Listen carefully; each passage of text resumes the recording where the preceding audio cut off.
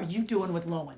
You divorcing Jax? You planning on some kind of custody coup? What I do with my family is none of your business. They are my grandkids. And I'm gonna make sure they never suffer the same fate as their father. Those boys will not be raised in Charming. They will not know this life, and they will not know their angry and psychotic grandmother. You evil old whore.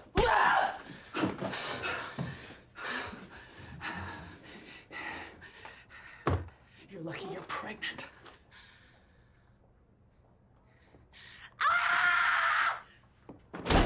Jesus! Tara?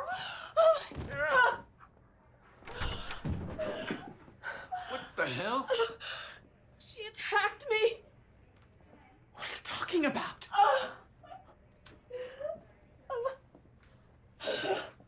My baby. Oh my God!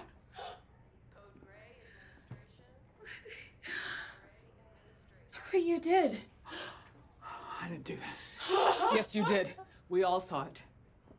Dr. Knowles? Are you okay? Get out!